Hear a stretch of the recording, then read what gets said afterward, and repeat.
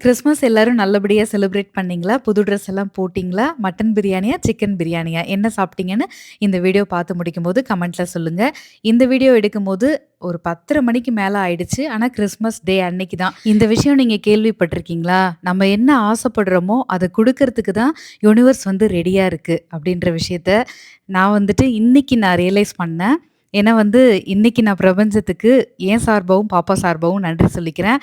பாப்பா 2 வருஷமா வந்து வீட்ல கிறிஸ்மஸ் ட்ரீ வைக்கணும் அப்டி நெனச்சுட்டே இருப்பா. அந்த நாள் அன்னைக்கு யார் வீட்லயும் ஃப்ரெண்ட்ஸ் வீட்ல அப்டிலாம் கிறிஸ்மஸ் ட்ரீலாம் இல்ல அப்டின்னதும், மணி பிளான்ட்ட வச்சு கிறிஸ்மஸ் ட்ரீ ரெடி பண்ணும்போது, எனக்கு கொஞ்சம் ஃபீலா தான் இருந்துச்சு. அட்லீஸ்ட் அடுத்த வாட்டி கண்டிப்பா ஒரு சர்ப்ரைஸ் குடுத்துரணும்னு நெனச்சேன்.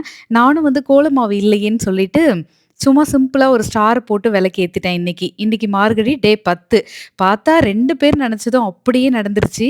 எனக்கும் வந்து கோலமாவு கிடைச்சிருச்சு. பாப்பாவும் கிறிஸ்மஸ் ட்ரீய தொட்டு தொட்டு பார்த்து என்ஜாய் பண்ணா.